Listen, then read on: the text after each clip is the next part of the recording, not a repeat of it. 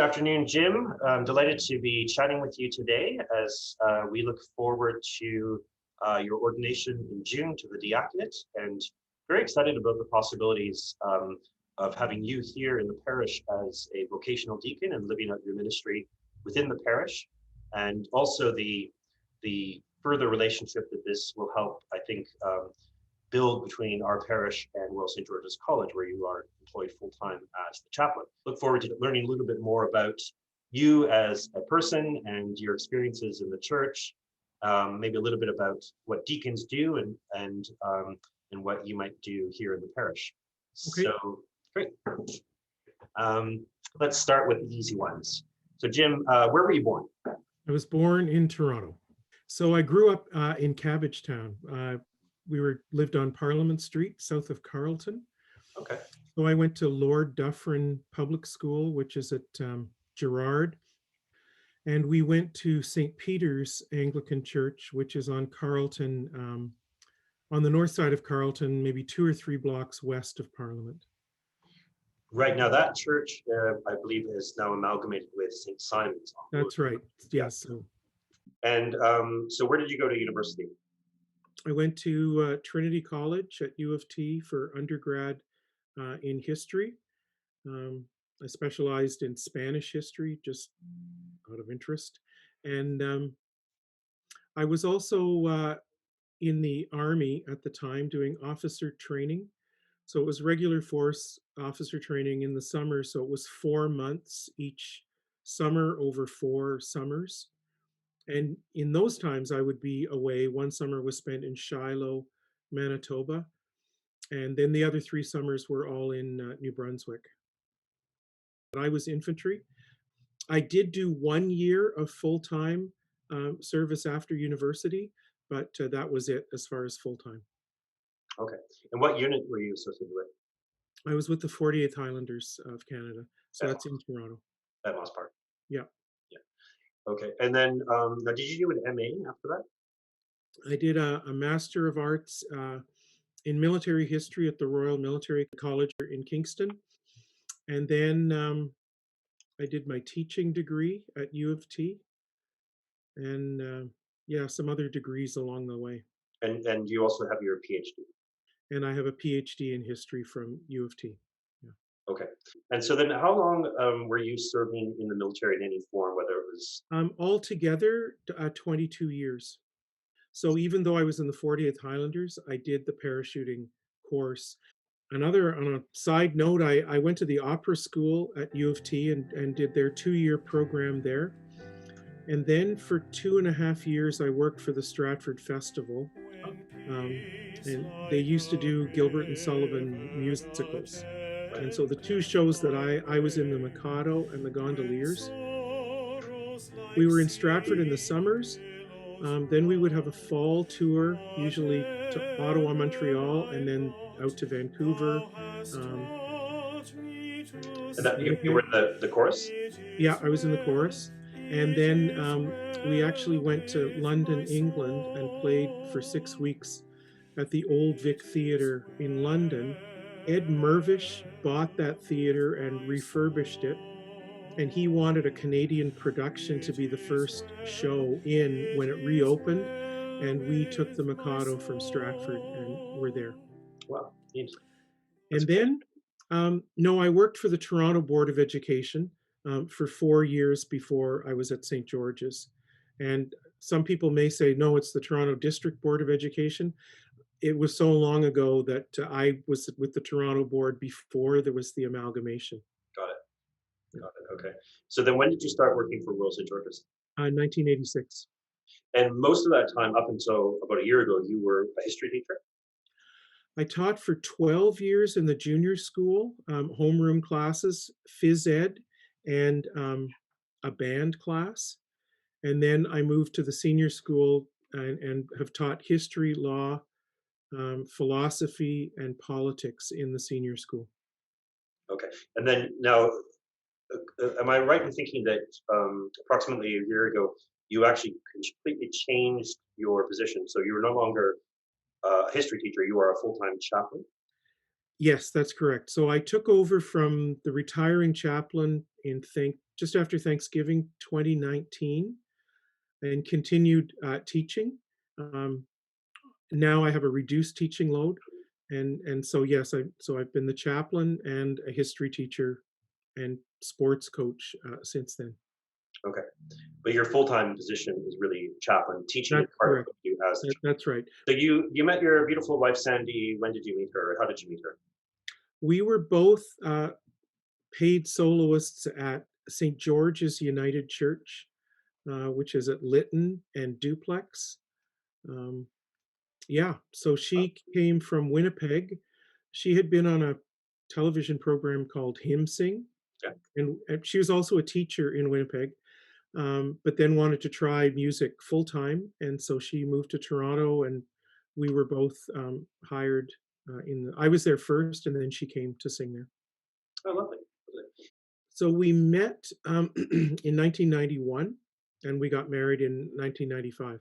And you have a house in the neighborhood within the parish, right? I think you live in the parish, don't I don't actually know the parish boundaries, but we're west of Jane Street and north of Bloor. you? Okay, then you're just outside of the parish because the upper Oh, border is Bloor Street. But we'll let that pass. And you currently have, I believe, 3 dogs. Is that right? we only have two now. Two. Claymore passed away last September. But Henry has been the star of our Christmas pageant He years past. has. So when did you end up first coming to our parish? What year would that have been? I think it was about 8 years ago. Great. And you've been one of our paid leads. Were you a paid lead at that time, or did you just come on as? No, I would. Yes, I was a paid lead. Yeah. Okay.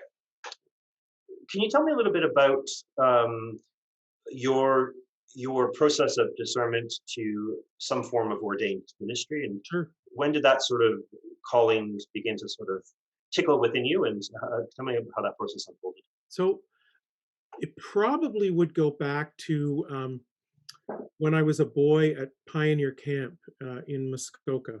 And Pioneer Camp is run by InterVarsity Christian Fellowship. And I remember there was a hand lettered sign near the entrance archway to the outdoor chapel that read, there were quotation marks on it, and it said, servant's entrance. You can't enter or leave the church except through the servant's door. And I guess very early on, that sort of stuck with me that it's an important truth that if you know Christ as your savior, you're his servant. It's not optional. It's mandatory. And I think that how each of us serves Christ, it's individual and based on our spiritual gifts, but also talents and experience that we have in our lives. So I would say it went as back as far as that, being a boy, and sort of percolated there over the years. And to add to your already impressive list of academic degrees, you recently completed a Master of Divinity degree at Trinity College. Is that correct? I finished the Master of Theological Studies. Can you tell me a little bit about deacons? I think everybody kind of has a fairly clear idea of what priests are and what priests do. Um, for most people going through divinity who want to become priests, they become transitional deacons. And that over the course of that year of discernment and experience, that at the end of that, the expectation is that they will be ordained as priests. The other type is a vocational, or sometimes called a permanent deacon, where there is no expectation that anything that you will be moving on to becoming a priest. And in that, in using vocational or permanent, as a deacon, in that sense, you are assigned or raised up to a specific location or parish. And for me, that would be Royal St. George's College and St. Olave's. Whereas the nature of being a priest, in my understanding, is it's more itinerant and you could be moved around or would move around to different parishes as you went through your vocational calling or career, however we call it. But so in the structure of local churches, I think some people are called to be official servants or deacons. And if we go back, it's my understanding that deacon is kind of a transliteration of a Greek word that means servant. And that's where while I mean, all Christians are called to become servants, deacons and priests are sort of official servants within the structure of the church. Where did we first hear about deacons? Where would we find that first? Um, in the New Testament, my recollection is that in Mark, um, Jesus talks about that even the Son of Man didn't come to be served, but to serve and to give his life as a ransom for many. So I know that that is a reference to the deacons. It's particularly in John when Christ is washing the feet of the disciples. There's another aspect of servanthood there, and I know that at the ordination service for deacons, a deacon is given a Bible and a towel as a, a remembrance of that washing of the feet. Um, Paul mentions in Corinthians that some are called to serve more than others or in different ways. And particularly um, in Acts, um, we find the word deacon starts to be used in Acts. The And first then first deacon being, of course, famously, well, in one of the Tim, first deacons being Stephen, right? Who was the first monk. right. Yeah. And um, uh, in Timothy, Paul talks about my recollection is that there are 6 qualities that a deacon needs to have. So you would become what is typically called a permanent or vocational deacon, as opposed to a transitional deacon. Right? Um, and now there's a little bit of controversy about this, but typically it's understood that priests who were always ordained as deacon, almost always ordained as deacons first, but I don't lose as a priest. I don't necessarily lose that vocation as a deacon. It's part of me Right. in addition to also being a priest. And so Yes. some of those first scriptural lessons you were reading about washing feet are not, I would suggest, not exclusive to deacons, but Of deacons course. maybe the point you were making is that deacons kind of in a way embody those values in a way that is kind of a mirror back to the church, those Right. values of servant leadership, etc. But all of us really are called to that kind of, regardless Right. of our vocation, whether we're laity, priest, or deacon, called to that sort of form of service, I would argue. So then you would be a deacon at Royal St. George's, and you would also be assigned to our parish. You're doing it as a volunteer when you're here, and would be a limited number of hours a week, probably. I think we've sort of roughly said about 6 hours a week, which would include Sundays and maybe some other kind of things throughout the week. Are there certain things that interest you in that aspect of your vocation, sort of the parish related? I think pretty much assisting you with whatever you needs to be done. Um, but going out and visiting people is something that I'm looking forward to doing. Assisting at the Eucharists, If you've ever taken a um, history course, setting the you may table. have been asked to Um, identify I don't and mind state being on committees and doing that committee type work. I think I'm on 2 right now. The at the at the church. So yeah, but particularly I think the pastoral work of going and getting out and visiting people is something that I'm looking forward to. Do you think you'd have an interest in maybe some teaching as well, given that you have a long history as a teacher?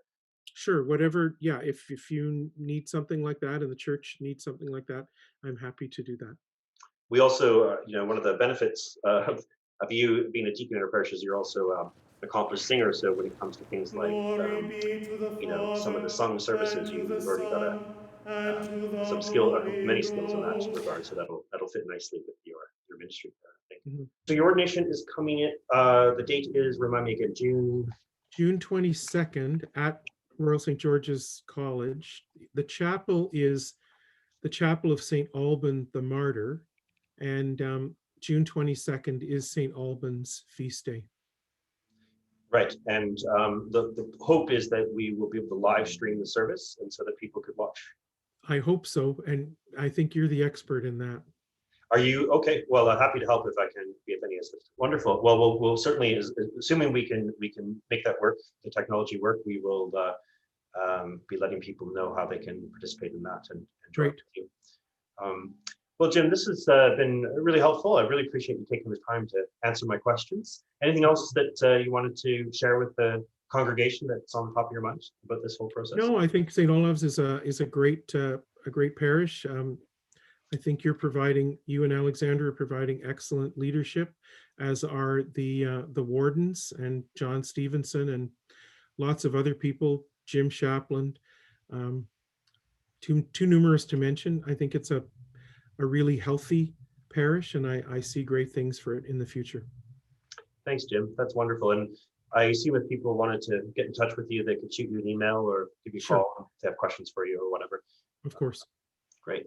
Well, thanks again, Jim, and many blessings on the upcoming months as you prepare for a month or so, as you prepare for your ordination and beyond. Looking forward to working with you in the future. Thanks. Okay. Bye-bye. Bye.